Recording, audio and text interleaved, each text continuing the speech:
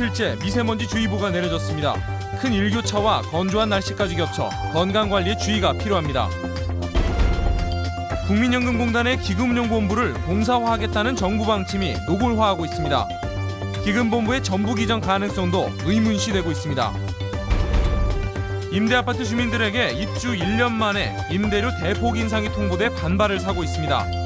입주민들의 목소리를 들어봤습니다. 여러분 안녕하십니까? 전북권 뉴스입니다. 요즘 날씨는 맑은데 정작 맑은 가을 하늘을 보기는 쉽지 않죠. 도내에 이틀째 초미세먼지 주의보가 내려졌습니다. 이렇게 하늘을 흐리게 하는 초미세먼지는 건강까지도 위협한다고 합니다. 박찬익 기자가 보도합니다. 전주 도심이 뿌연 먼지로 뒤덮였습니다. 대낮에도 공기 중 먼지로 답답한 모습인데 하루 종일 가시거리도 4-5km로 짧았습니다. 시민들은 마스크를 썼고 천변은 운동하는 사람들이 부쩍 줄었습니다. 미세먼지가 너무 심해서 만개인 줄 알았는데 가방에 흙도 묻고 날씨가 별로 안 좋아해요. 어제 오전 11시를 기해 도내에 내려졌던 초미세먼지 주의보는 오늘 오전 해제됐다가 오후 2시를 기해 다시 발령됐습니다. 입자가 4배가량 더 큰 미세먼지 주의보도 함께 내려졌습니다. 오늘 전북 지역의 시간당 초미세먼지 농도는 세제곱미터당 122 마이크로그램, 미세먼지는 185 마이크로그램으로 평소의 3-4배 수준이었습니다. 대기가 연일 정체돼 있고 중국에서 날아온 스모그까지 더해져 쉽게 해소되지 않고 있습니다. 당분간 비 소식이 없어 미세먼지 예보에 주의를 기울여야 합니다. 스마트폰 같은 경우는 마켓에서 전북 대기라고 검색하시면은 앱에서 이렇게 문자 서비스도 받을 수 있게 신청도 가능하고요. 전북 대기 정보를 한눈에 볼 수 있습니다. 전문가들은 머리카락의 40분의 1 크기인 초미세먼지는 모세혈관을 뚫고 혈액까지 바로 침투할 수 있다며 바깥 활동을 삼가는 게 좋다고 공고했습니다. MBC 뉴스 박찬익입니다. 정부가 기금운용본부 공사화를 아예 드러내놓고 밀어붙이는 모양새입니다. 국민연금공단에서 분리시킨 뒤 아예 전북에 보내지 않으려는 속내로 해석되면서 파장이 일고 있습니다. 이창익 기자가 보도합니다. 보건복지부는 최강 국민연금공단 이사장이 정진엽 장관을 만나 인사 사퇴에 책임을 지겠다고 말했다며 사퇴 가능성을 언급했습니다. 삼성과의 합병에 관여해 연기금에 손실을 끼친 기금이사를 관두게 하려던 인사권자가 오히려 정부 압박에 사퇴하는 모양새입니다. 정부는 최 이사장이 사퇴하는 대로 공사화에 속도를 낼 것으로 보입니다. 여기에 기금 공사를 설립하면 소재지를 서울로 하겠다는 속내를 갖고 있어 내년 10월 기금본부 전북 이전은 흔들릴 수도 있는 상황입니다. 네, 이제 실제 동네는 흔들어 보자는 거지. 새정치연합은 논평을 내고 관리 감독에서 자유스러운 공사로 만들어 국민의 노후 자금을 대놓고 재벌에 바치겠다는 것이라며 산하 기관의 적법한 인사권에 간섭하지 말 것을 경고했습니다. 또 국회 보건복지위원회 소속 야당 의원들은 이번 사태의 원인을 제공한 정진엽 복지부 장관과 최강 이사장, 홍한선 본부장을 모두 불러 대질 신문에 나서기로 했습니다. 이 법안은 국민들한테 손해를 끼치는 것이기 때문에 제가 복지 간사로 있는 한 상정 자체를 하지 않을 것이고 당연히 통과될 수 없는 법안입니다. 고른 인재 등용이나 예산 지원 약속을 모르쇠로 일관해온 현 정부 여당이 전북 경제의 체질을 바꿔줄 기금본부 이전에까지 재를 뿌리는 형국이어서 파장이 일고 있습니다. MBC 뉴스 이창익입니다. 국회 예산결산특별위원회 예산안 조정 소위원회 4년 연속 도내 의원이 포함될 것으로 보여 전북의 예산 확보에 미칠 역할이 기대되고 있습니다. 새정치민주연합 문재인 대표는 최근 개수조정소위원회에 전북 국회의원은 당연히 들어간다고 밝혀 예결위원회 소속인 유성엽, 이상직, 김관영 의원 가운데 한 명이 포함될 것으로 보입니다. 새정치민주연합은 내년 총선에서 현역 의원 20%를 물갈이하기로 하고 조은 선출직 평가위원장에게 전권을 줘 실무지원팀 9명을 참여시킨 평가위원회를 구성하기로 했습니다. 평가위원회가 구성되면 다음 달 초부터 의원 평가를 시작하게 되는데 물갈이 폭을 사실상 좌우할 지지도 여론조사 시점에 도내 의원들이 관심을 보이고 있습니다. 논농사에서나 익숙했던 기계화가 밭농사에도 빠르게 보급될 전망입니다. 콩농사를 기계화했더니 비용이 무려 83%나 절감됐다고 합니다. 이경희 기자가 현장을 다녀왔습니다. 기계가 지나가자 흙 두둑이 만들어지고 그 위로 비닐이 씌워진 뒤 파종까지 동시에 이루어집니다. 콤바인은 여문 콩을 추수한 뒤 곧바로 철거까지 마치고 콩을 쏟아냅니다.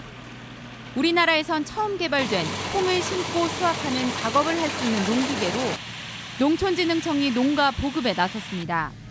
사용 결과 노동력은 91%가 절감되고 비용은 83% 절감 효과가 있는 것으로 나타났습니다.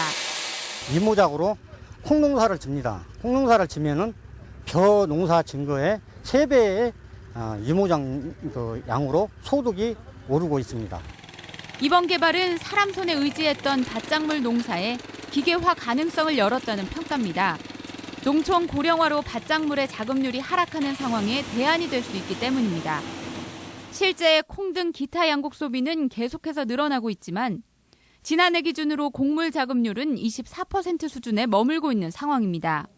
농촌진흥청은 기계화를 위해 재배 표준도 마련했으며 콩뿐만 아니라 다른 작물까지 기계화 기술을 개발해 보급하겠다는 방침입니다. 좀 쉽게 농사를 지을 수 있습니다. 그렇게 하면 농가 소득도 올라가고 국가 전체적으로는 밭작물의 자급률을 올릴 수 있는. 우리나라 논농사 기계화는 100% 수준이지만 밭농사는 56%에 그쳐 이번 농콩 기계화에 관심이 쏠리고 있습니다. MBC 뉴스 이경입니다. 전라북도는 고창과 부안 등 배추와 무 주산지를 조사한 결과 생육 상태가 좋아 단위당 수확량이 지난해에 비해 늘어날 것으로 전망된다고 밝혔습니다. 이는 올해 강수량이 작년보다 크게 감소했지만 배추와 무를 심은 지난 8월 이후 비가 간헐적으로 내린 덕분이라고 농정당국은 설명했습니다. 전국농민회 전북도연맹은 오늘 전북도청 앞에서 기자회견을 열고 정부는 쌀 수매량을 늘리고 수입을 중단하라고 촉구했습니다. 농민들은 우리 쌀이 넘쳐나는데도 정부가 밥쌀 수입을 강행하고 떡과 막걸리 등에 쓰이는 가공용 수입쌀도 20% 할인해서 방출했다며 벼가 담긴 자루를 찢는 퍼포먼스를 진행하기도 했습니다.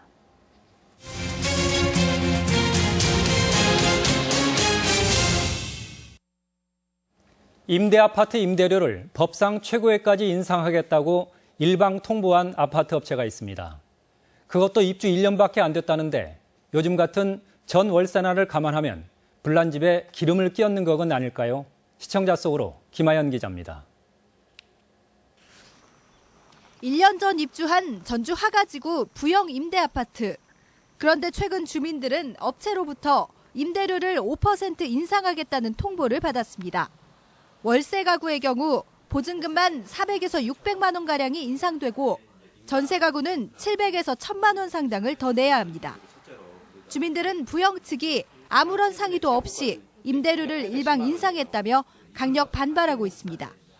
주변 시세를 봤을 때 그래도 우리가 도저히 납득하기 어려운 5% 인상 아니고요.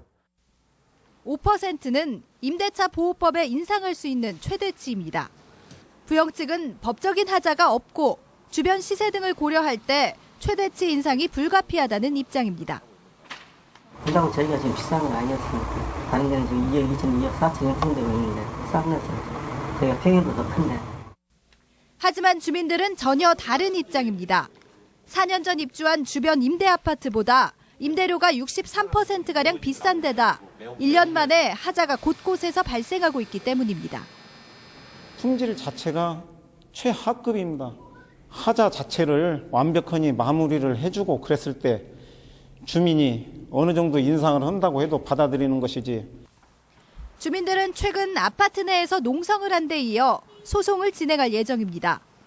서민의 주거 안정을 위한다며 국민주택기금 지원 등 각종 혜택을 받는 임대아파트가 임대료 인상으로 주민들과 갈등을 빚고 있습니다. MBC 뉴스 김하연입니다. 유치원에 입학할 어린이가 부족해지면서 이런 갈등도 벌어지고 있습니다. 교육당국의 공립유치원 설립 계획이 사립시설과 대립으로 번지고 있는 겁니다. 보도에 이몽진 기자입니다. 익산 지역에는 현재 공립인 단설 유치원은 원생 120명으로 한 곳만 운영되고 있습니다. 도내에는 전주 4군데, 군산 3군데 등 모두 20군데의 공립 단설 유치원이 있습니다. 익산교육지원청은 유치원 교육의 전문성을 높이기 위해 병설과는 별도로 공립 단설 유치원 설립을 5년 전부터 추진해 왔습니다. 이미 오산면 폐교의 부지를 확정하고 도교육청에 80억 원의 예산 배정을 요청했습니다. 사립 유치원 비율이 86%가 되기 때문에 학부형들로 하여금 기관 선택권을 보장해주고 사교육비 경감을 시켜주기 위해서. 하지만 400여 사립 유치원과 어린이집은 인가 정원에 비해 4,700여 명의 원생이 부족한 현 상황에서 공립 유치원을 늘리는 것은 온당치 않다며 집회와 시위를 벌이고 있습니다. 또한 유치원과 어린이집을 공립 형태로 합치는 이른바 유보 통합 정책이 거론되고 있는 가운데 추가 설립은 예산 낭비라고 주장하고 있습니다. 학생들이 줄어들고 없기 때문에 많은 세금을 들여서 단설을 짓는다는 것은 국가 예산 낭비라고 생각해서 저희들은 반대하고 있습니다. 유치원 설립 문제 공론화를 위한 공공토론위원회가 구성돼 앞으로 3차례 토론을 거쳐 시민 여론을 수렴하고 다음 달 중에 최종 결과를 발표할 예정입니다. 해묵은 공립유치원 설립 논란이 조만간 종지부를 찍을지 주목됩니다. MBC 뉴스 이몽진입니다. 도내 대학 교수들과 교사들이 역사교과서 국정화 반대와 집필 거부를 선언했습니다. 도내 역사 전공 교수 250명으로 이루어진 전북사학회와 전북 역사교사 모임 등 400여 명의 교수와 교사들은 오늘 기자회견에서 역사 국정교과서 집필을 거부한다며 갈등과 국론 분열의 원인인 한국사 교과서 국정화를 처리하고 다양성이 보장되는 현행 검정체제를 유지하라고 촉구했습니다. 전국 시도교육감협의회는 오늘 임시총회를 열고 어린이집 누리과정 예산 편성은 교육감의 책임이 아니고 현실적으로 시도교육청 재원으로 편성할 수도 없는 형편이라며 내년도 예산 편성을 거부하기로 했습니다. 시도교육감협의회는 오는 2020년까지 중기지방교육재정계획에도 누리과정 교육비는 반영하지 않겠다고 결의했습니다. 네덜란드 바네벨트시 경제사절단이 익산 국가식품 클러스터 공사 현장을 찾아 투자에 관심을 보여 결과가 주목됩니다.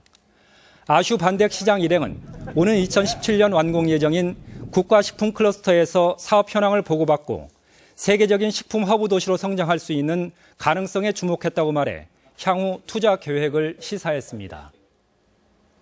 계속해서 오늘의 간추린 소식입니다. 70주년 경찰의 날을 맞아 전북경찰청에서도 경찰관들의 노고를 치하하고 격려하는 행사가 열렸습니다.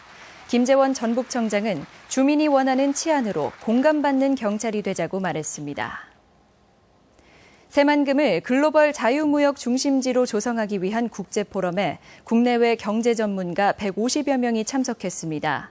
참석자들은 한중일 협력 공간으로서 중국과 일본 기업 유인책이 필요하다고 밝혔습니다. 대한노사발전연구원은 오늘 제3회 노사발전 포럼을 열고 노사 상생을 위한 다짐 선언을 발표했습니다. 포럼에서는 청년 60세 시대 법과 제도 개선 방향이라는 주제로 토론이 이뤄졌습니다. 도내 닭 도축 시설인 참프레가 전국 최초로 동물 복지 인증을 받았습니다. 닭을 하차하고 도축에 이르는 과정에서 닭이 받는 스트레스를 최소화한 시설을 갖춘 점이 평가받았습니다. 완주군이 결혼 정년기를 넘긴 농촌 총각들이 가정을 꾸릴 수 있도록 결혼 자금을 최대 800만 원까지 지원하기로 했습니다. 3년 이상 완주에 거주한 농업인 가운데 만 35세에서 50세의 미혼 남성이 대상입니다. 오늘 오후 2시쯤 내장산 신선봉 헬기장 인근에서 40살 김모 씨가 등산 도중 발목이 골절돼 119 헬기로 이송됐으며 1시간 뒤엔 지리산 연하천 대피소 인근에서 48살 황모 씨가 발목 부상으로 이송됐습니다. 서남대의 임시이사회가 옛 재단 측 이사의 해임을 건의한 사실이 알려졌습니다.